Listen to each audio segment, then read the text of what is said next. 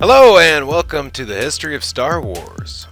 The TIE LN Starfighter, or TIE Line Starfighter, or simply known as TIE Fighter, was a galactic standard Imperial starfighter seen in massive numbers throughout most of the Galactic Civil War and onward. The TIE Fighter is the original design for later upgraded TIE models such as the TIE SA Bomber, TIE IN Interceptor, TIE D Defender, TIE D Automated Starfighter, and many more. The TIE Fighter was a descendant of the TIE Starfighter and the V-Wing Starfighter, both developed for the Galactic Republic, and was manufactured by Sainier Fleet Systems. In addition to the TIE and V-Wing, it was also descended from the TIE Starfighter, the first TIE model developed for the Galactic Empire. The TIE LN engine was one of the most precisely manufactured propulsion systems in the galaxy, and with no moving parts was low maintenance.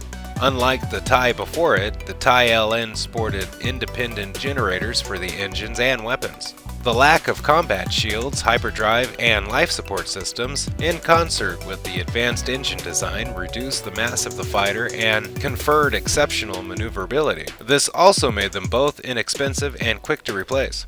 Primary armament was a pair of LS-1 laser cannons coupled with a powerful sensor suite.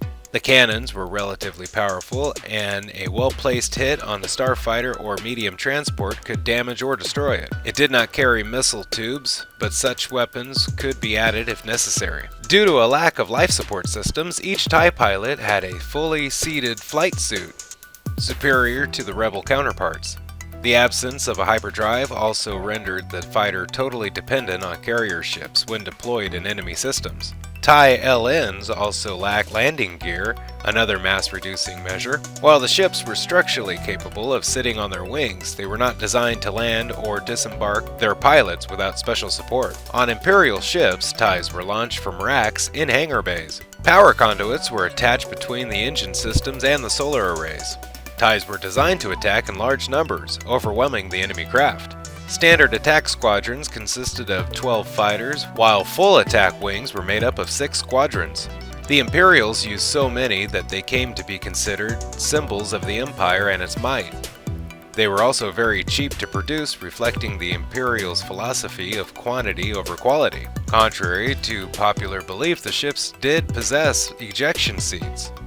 But the nature of space warfare often resulted in pilots riding their craft down into a swift end rather than ejecting and risking a slow death by heat loss and oxygen starvation in the vacuum of space. The ejection system was more a formality than anything else.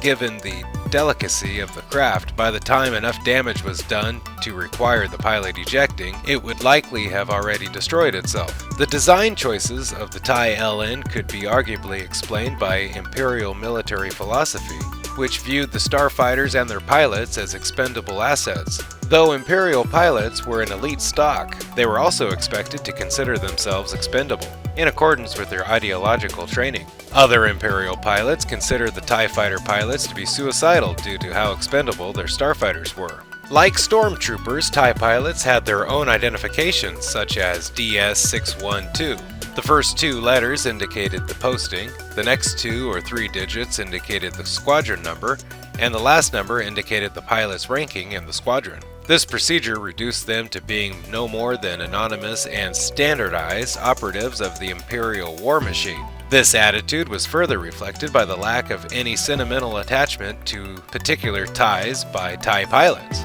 unlike Rebel pilots who often grew attached to their craft. As far as they were concerned, every fighter, whether reconditioned or factory fresh, was identical.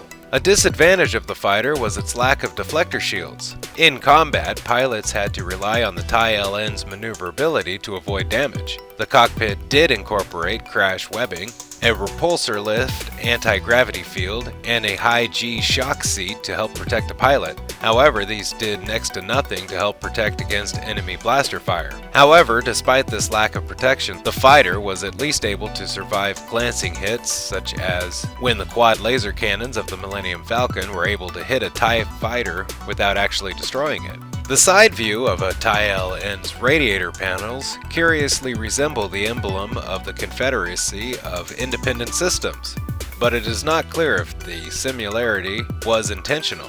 The front-rear cross-section of the fighter was designed to be small enough to make it difficult to hit with blasters, but these side panels proved easy targets for flanking enemy pilots. They also hampered the fighter's ability to maneuver while in the atmosphere. Thank you for watching the history of the TIE LN Starfighter. Special thanks to Wikipedia for all information you heard today. Don't forget to like, share, and subscribe if you can. If you have, thank you, and have a nice day. Bye-bye.